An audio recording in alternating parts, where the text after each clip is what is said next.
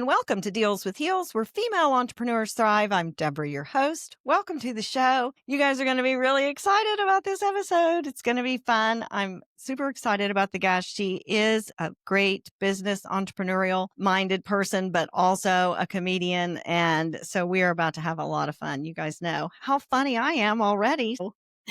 All right. Merit Kahn is a sales expert, emotional intelligence authority, and the creative mind behind the one-woman show, Optimistic Personality Disorder.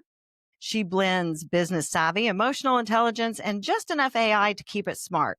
Through keynotes, performances, and work show experiences, Merit helps people turn real-life drama into powerful breakthroughs with a side of laughter.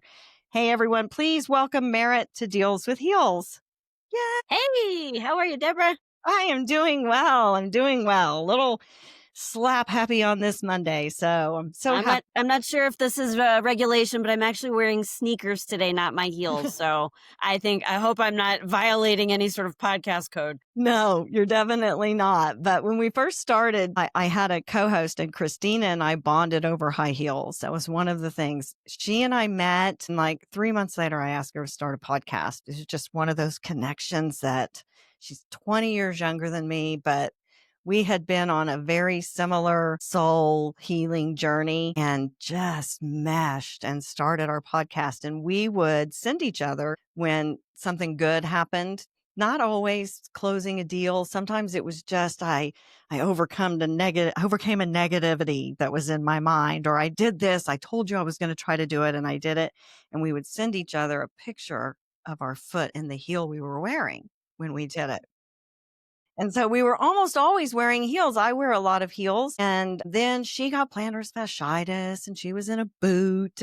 But we've had all kinds, and we had a promotion season 1 where people would send us their shoe and something great that they did.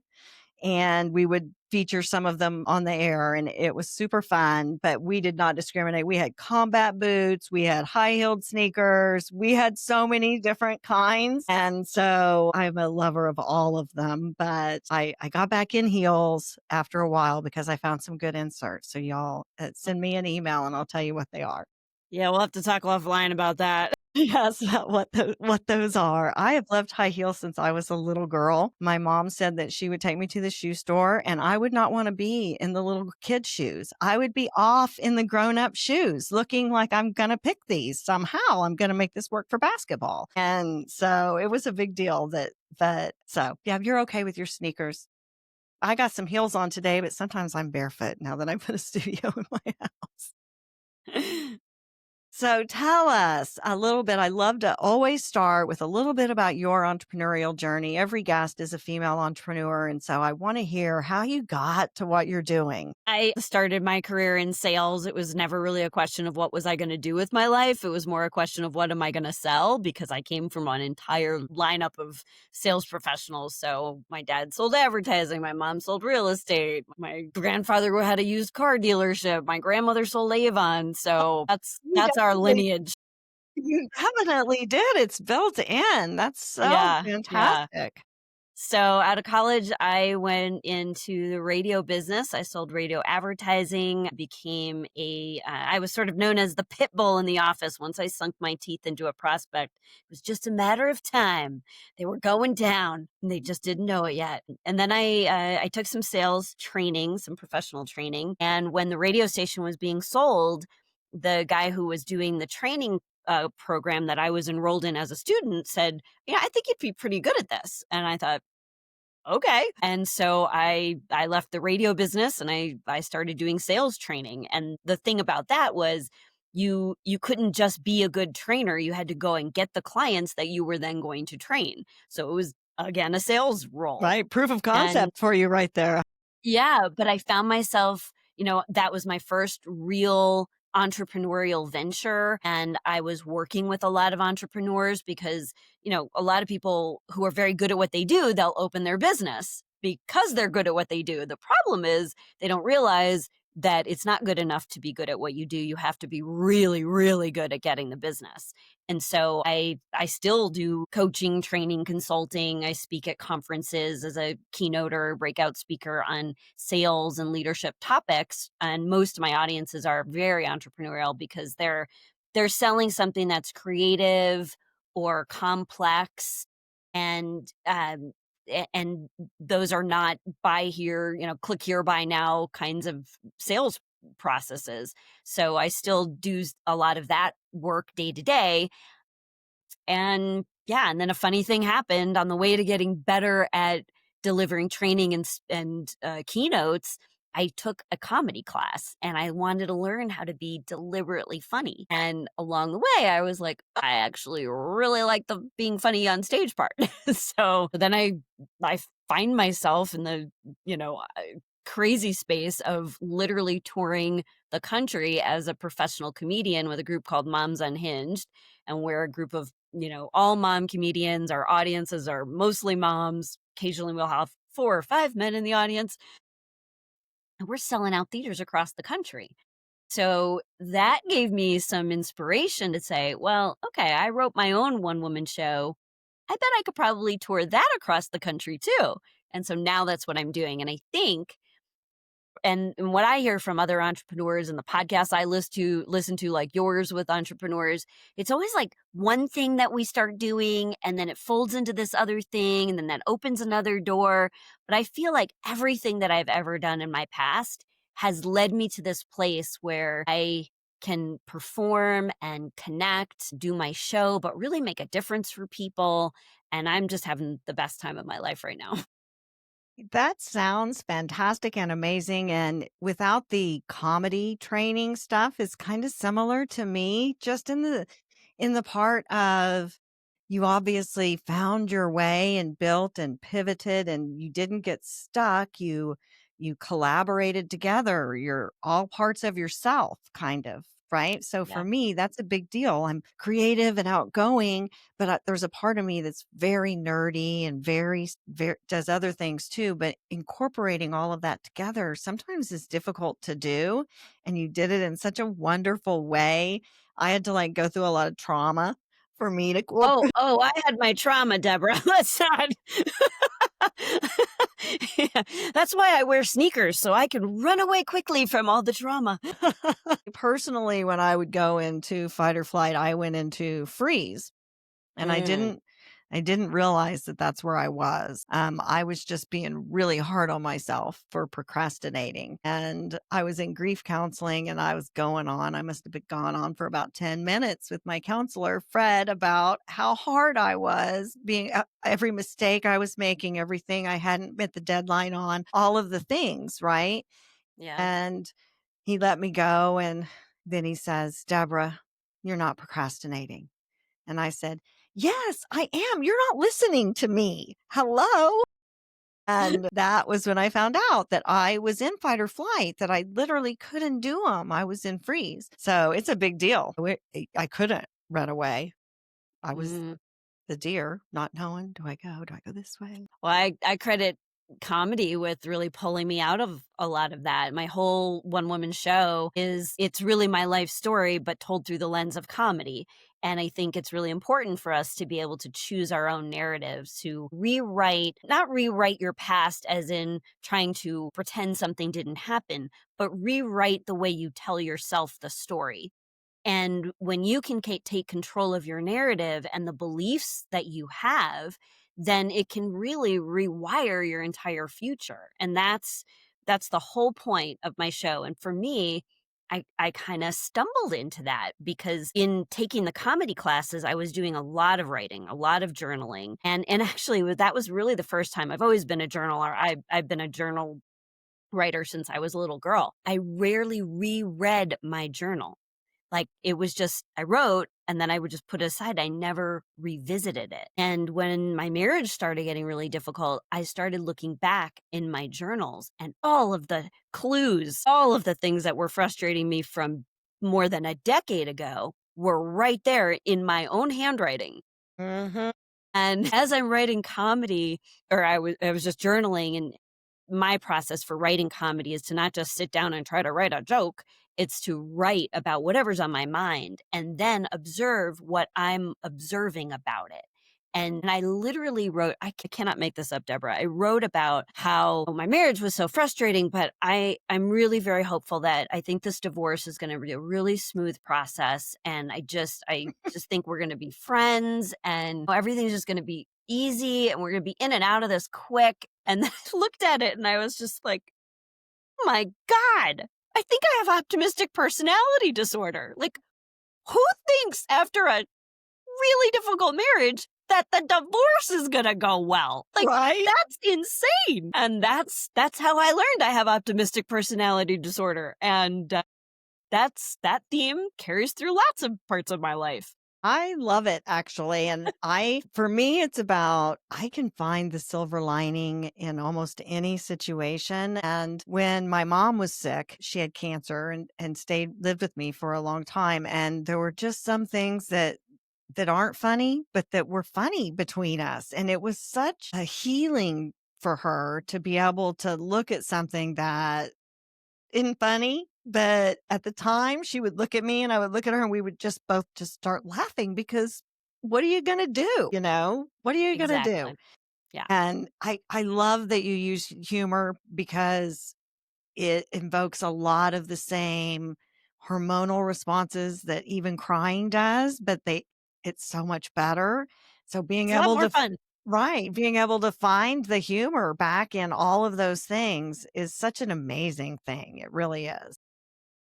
Yeah, I tell people that all the time. I say that in my keynotes. I say that on stage, but I really do believe that laughter lightens the load you hold. We all have something. And the other thing that I learned, I discovered this as I was writing my one woman show, was that we've all heard this before. Tragedy plus time equals comedy. Well, that's great, but nobody said it had to take a long time. Neat. Like, why is that a belief system that we latched onto? Why can't it be tragedy plus a tiny little bit of time equals comedy? Like, you could get to the comedy as fast as you want. It can be instantaneous. It was for me and my mom. I mean, something would happen and like instantaneously, the humor, it could have been traumatic. It could have been upsetting, but the immediate humor we felt in it made all of that other stuff go away. It truly did. If you are able to laugh at yourself just a little bit, see just how crazy the situation is sometimes is really funny, I think. One of the things that you touched on, because I have been dealing a lot with mindset and I do mindset sales coaching, is when you talked about your beliefs and how if you focus enough and you say the right messaging and you tell yourself new stories that can change. And that really ties into that feedback loop. Your mindset really is the stories you tell yourself, things you say, the thoughts you have, the actions that you take. And so when you add humor, it's such a great way to break that loop, right? And get something new Absolutely. happening in there. So I 100% believe that and love that. And I can already tell you're going to be a fun coach for whoever's doing it. You use the phrase comedy can heal what therapy missed. Mm. And I think I know what you mean by that because I've been to counseling and I've been through a lot of hardship in my lifetime. But tell us what you mean by that. I love it so much. Well, first of all, disclaimer, I'm a big fan of all types of therapies, different kinds of therapies, talk therapies, body movement therapies, things to help Right. calm She's the not nervous system. suggesting we just Right. all listen to stand up and now we don't need to go to therapy. But a lot of that stand up Wouldn't that be content more fun comes though? from therapy. Yeah, I'm in Chris Rock therapy. That would be Maybe we interesting. should, if we could like start the mindset before we went there, maybe or something. Yeah. That would be, I mean, more people would sign up for it. But I do think that, it's like it's hard to be depressed when you're smiling, and it's opens something up. So there is literally, there's the chemical reactions in our body when we are smiling, laughing, when we're happy, when we're enjoying something, and it's just it shows up everywhere. And I do think that for me, keeping my attention, focusing my mind on what's funny about this was incredibly therapeutic because if your mind isn't focused on what's funny about this, where does it go? It goes to the drama. And we already know that what you focus on expands. And so that's why I say comedy can be so therapeutic, because when we are deliberately focusing our mindset on looking for the elements that bring us just a sliver. It doesn't have to be a belly laugh, guffaw, knee slapper, something that would hit the big stage with the lights and an audience paying money for that kind of funny. It just has to be like something that just like opens just your mind just a little bit to a new possibility. And that's what I love about comedy. Now, sometimes I'm able to make myself laugh. I'm able to look at something and go, that is funny. Other times I need a little bit of help to do the heavy lifting, and I will literally grab YouTube or Instagram or something and say, what or ChatGPT and go, what is funny about living with a narcissist? Like sometimes you're too close to it. So why not use some of the tools to Hmm. look for things that could help you create the opening? And that's what I think comedy can really do that for us. I think too, when in therapy, you're really one, you're kind of dreading going. And so it's almost like you I'm dragging out all the dirty laundry. But there's just something about when you're thinking of it from a comedy and a humor standpoint that you let down defense mechanisms, Yeah. right? Because I'm Yeah. expecting to laugh about it. So I'm not putting that up to resist as much as you are when you're in therapy. So if you Uh-huh. can go back and write and think of something in it that even if it's after it happened. I mean, look, when I was in and Fred was telling me that I was not procrastinating, you could tell I was annoyed and frustrated because I just explained to him every way that I was procrastinating. And that was not funny on that day. It was very enlightening. And he gave me grounding exercises that literally saved my life. And the audience knows I've talked about them before, but now it's funny. It's funny when I think about it. So if you can circle back in those and find humor in it, it does change the way it can often change the past in a way. It doesn't change the event, but it changes how we think about the event, right? Exactly. Exactly. And so eventually, if we think about it as funny now, being funny is a big part of that experience. And let me tell you what, there was very little funny about what I was going through. I was in the throes of grief and unhealed procrastination and all of those things. And so, but now, yeah, now it's hysterical to think about that he was just looking at me, I'm sure he probably thinks it's funny too, thinking, yeah, right, Deborah. But so fantastic. And so definitely go to therapy and then come back and tell us something funny about it and send us some emails on something that's happened to you while you were doing it. Another thing I noticed was that you mentioned in when I was researching all of your stuff is how women feel like we have to have permission to reinvent ourselves. And Mm. I started over in my 50s and it was definitely not anything I chose it, but I was also thrust there with tragedy, right? It wasn't something that I like selected to go over there, or it's like I had to be dragged through mud or across, felt like I was crawling through shards of glass to get to it sometimes. Why do you think that is with women specifically? Well, I think with women specifically, we're the natural caretakers of everyone else, and a byproduct of that is that we put ourselves last. So I can't speak for all of womankind, but I will say for me, up until I was 50 years old, that I think that's such a milestone for women in particular, because if you think about the life stages, in our 20s, we're sort of trying to figure ourselves out, but we're also very in tune to, I mean, just biologically, we're in tune to who can I mate with, who's the perfect mate, right? Who's going to raise my babies and protect me and all those things. I'm speaking in general terms, Right. ladies. So It's don't, systemic. That's what we're supposed to want. And she and I are close to the same age. So it was even worse then, ladies. We couldn't even yeah, get a yeah. business loan till I was in college. Right? And then your 30s, you're married and you're raising a family. In your 40s, you start to have a little bit more freedom. If you've had a business, you have more time because kids are in school and all of that. And then your 50s, it's like empty nester. Are all the people that are surrounding me the right people I would like to be around me in any domain of life? But that's kind of how my life path went, and it's not a terribly unusual storyline. But I think that once a woman becomes, she can kind of pick her head up and look around and go, okay, nobody needs me to feed them anymore or bathe them anymore or all of the things. Hmm. What is it that I want for my life now? And I can say that everything that I thought I wanted when I was younger, I had accomplished. And now I'm like, all right, well, at one time, all I wanted was to live and work in Chicago. And then I wanted to, be an inspiring keynote speaker. Okay, well, check the box, right? And now it's like, well, wait a minute. What do I really want? And I went back to my past. Like, who was I before I had nothing that I was responsible for and all the creativity in the world to dream, with this childlike wonder? What did I want?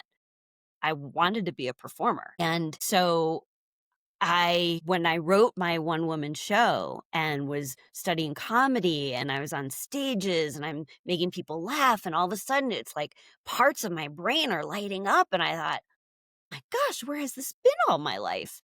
And so now to be able to take all the wisdom I've had from taking care of other people, and growing a business, and all of the things, to pour that into this next chapter of my life, which I really do think is all about, you make the biggest difference and have the greatest impact when you're so incredibly aligned with who you are, who you've always been. And that's one of the women who saw the very first performance of my show. This was in 2019. I did not know this woman. She came with a friend of mine. I had never met her before. I've never talked to her since. She's on my testimonial video. She's the one who says the very last thing. And she nailed it. She said, "You talked about a journey back to who you've always been, and I can relate to that." I think And I was most, like, wow, I that's think it. that is it. And I think most of us kind of end up in that place. And I am sure that this will probably piss some people off, but your sole purpose is not to raise children and take care of a husband. It's not. You were here for something else. And if it were, then you would be done, right? When your kids leave, you would be done. But humans are one of three mammals where the female lives for decades after their ability to make children and to Mm. reproduce. So why would they? If reproducing was the most important thing that you had to do, well, why do you live so long after you stop being able to do that? Well, I think I know the answer to that, because if you have boys, they need their mommy for a real long time. Let me just say that. I raised three. Well, three boys and two girls. So All right. I I will mean, say that boys do need a lot of help. In fact, most men right? are helpless in one way or another. Yeah. They don't have executive function till 25. So I know my job is here is not done. Right. But if you think about it, what we have to give after we're is so important that we are longer lived than our male counterparts, and men can reproduce well into their 70s because it's still important for them to be able to do that. But for us, what we have to give doesn't involve having children. And so it's important. Your voice is so, so important. And I have to ask, because I know I've got some listeners that are wondering, where did she take a comedy class? If I wanted to get into comedy, how do I do that and make money? I think I've never had somebody that had done that before. And so I want to hear that a little bit before we Yeah. close. Well, my particular coach I'm in Denver, Colorado, Christina Hall. I don't know if she's doing that class anymore, but I know that there are classes like that in other parts of the country, and probably even online. But I would do a comedy writing workshop. I would highly recommend that. There's principles and there's rules for stand up, just things that everybody's heard, like in the improv world, the rule of yes and. But there's things in stand up that are principles Like Jerry Seinfeld talks about, you want to chop it down to the fewest possible words to get to the punchline. And he'll agonize. He's famous for agonizing over a syllable. Like, can I say this with less syllables? So And that does when sound like the him. hard syllables are funnier than the softer syllables. I mean, there's all kinds of things. So there's science to it, and you do want to understand those principles, and it just requires a lot of writing. The best stand-up comedians are gonna make it look so easy. What you don't see is that sometimes the joke you're seeing on stage was written years before and then put on a shelf because we couldn't quite find the right punchline. It didn't quite land. And then, you'll kind of bring it back. So I have notes everywhere. Everything that, just kind of like, there's a funny idea. I'm not going to write about that right now, but I'm going to park that somewhere. So there's just a lot. So I would just take a class, and there's no guarantees in the class that you're going to be a professional comedian. That's hard to do. Stand up is not known for high value revenue. No, it's not. It's not. It's a passion, but you incorporated your own life and business kind of in it. And so, like public speaking, that's part of the way to cash flow that is being able to Sure. do that too. But I haven't been to very many one man shows or one woman shows, which is different than a stand up act. It's an actual play that's performed by one single person. But I had my first marketing job right out of college in the 90s was with a cable company, cable television. And when they were expanding and adding a lot of channels, we were getting a lot of attention. But they had gotten like Comedy Central had launched. So there were multiple MTVs and Comedy Centrals, and that's all owned by Viacom. So at the big marketing convention, it was in Boston that year. And we went, of course, you have all the different evenings. You have planned activities with people schmoozing you. And I will tell you, those cable people can drink. And they had all kinds of I things. was in radio, so us too. Oh, so I had to fly from this Food Network food cruise thing to the Hasty Pudding Theater on Harvard Square in Cambridge because we were in Boston. We go in, and my MTV guy gave me these tickets, and he was like, "You got to go. It's going to be fantastic." So I go, and it is a one-man show. Kevin Meaney has a one-man show there, and it turned out to be the president of MTV's birthday party. There were like 50 of us, but it was hysterical. I have not laughed so hard in a long time, and you don't realize how funny one person playing multiple parts could be. But his was about getting really wasted in Vegas and getting married to a woman named Jeannie. And his name is Kevin Meaney. So he married Jeannie Meaney, and it was hysterical. And you don't get to see one person shows very often, just stand up. So Yeah. where are you going to be, like your upcoming show? Are you touring now? Where can we find tickets Yeah. and all of the things? Yeah, I am touring now. So I actually built a 52-seat theater in my basement. It's crazy. Ooh, I call it good the secret job. cellar. It's like a little New York speakeasy in the basement of my suburban home, which is insane that I do that. But I do perform my show on a monthly basis here in Denver, Colorado. So if you're in the Denver area, that's a super fun place to see my show.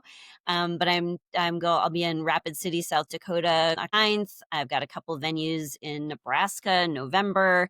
And I'm currently working on some of the details for first quarter. I'd like to kind of stay in that, southeastern part of the country for Q1. So we'll for 2026. So we'll see.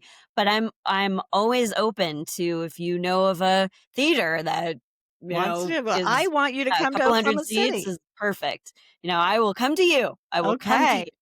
That is fantastic. And are you still touring with the mompreneur comedy people too? Yes, yes, Moms Unhinged. And so that tour schedule is, you can go to momsunhinged.com, and there's, like I said, there's more than 30 comedians. So I'm not on every single lineup, but you might see me on the lineup. We've got comedians that have literally won like the Boston Comedy Festival, the Seattle Comedy Festival. They perform on cruise ships. These are big, big headliners touring the country, and it's a very strong cast of stand-up comedians.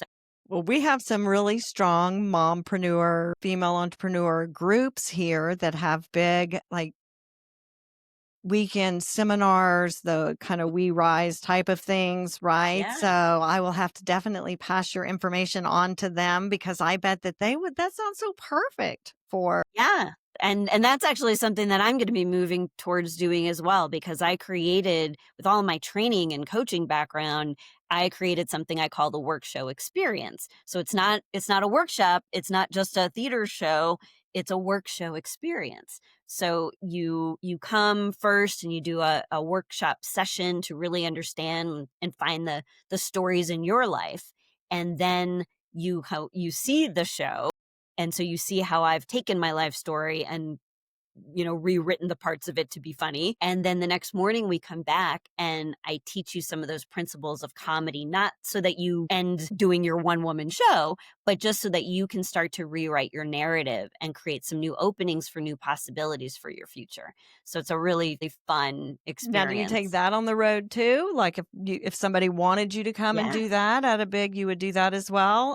absolutely. I love Absolutely. that for a couple of reasons. One, how therapeutic to just get your Yes. crap from your life out and find ways to make it funny. When you Yes. don't think it's funny, there's nothing better than that. But I also really like it for being able to connect and build that community and find all of that and find ways to sell. And nothing is better in content than humor. It's hard to do. There aren't a lot of content creators that can just pop out humor. I That's can right. do it depending on the industry, but not consistently enough to say I'm the comedy writer person. So that I think that could really help you in your business find ways to put humor in your messaging, which Yeah. always stands out. I don't know one person who doesn't like, oh, I remember that post. That was funny.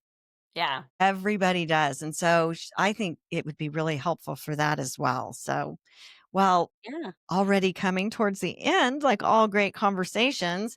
If they want to buy tickets to your show, if I want to go, I'm going to be in Denver, or I'm going to be somewhere and I want to do it. What's the best way for us to find out about that?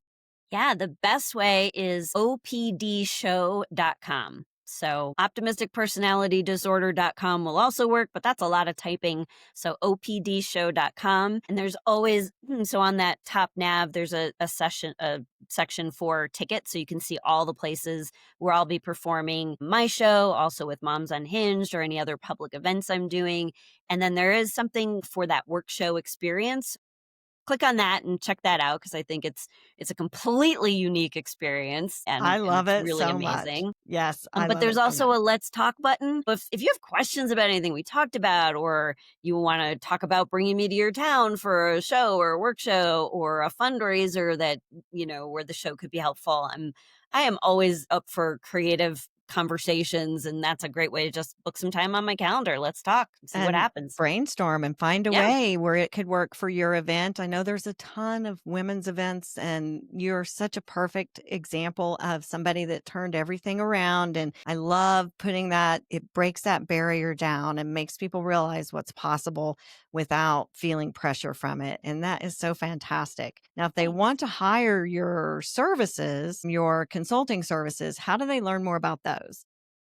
So my website for all of my speaking, training, coaching, consulting, those kinds of programs, that's my name. So meritkahn.com is the hub of all of those things. Meritkahn, not like Wrath of Khan, but Kahn. Or you just email me. That's merit@meritkahn.com. I'm not that hard to find.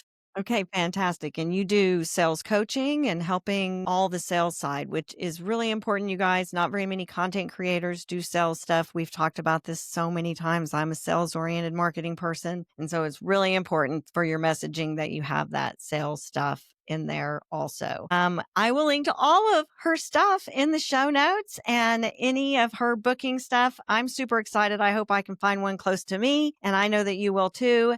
If you want to find out more about our show, you can do that on our website, dealswithheels.com, or about my marketing services at hexagonmedia.net. And you can download a copy of my free ebook there, 5 Steps to Having a Mindset for Success. So until next week, I'm sorry to see you go. I had such a great conversation today, Merritt. Thank you for coming on. Thanks for having me, Deborah. I appreciate it. Until next week, guys, we're out.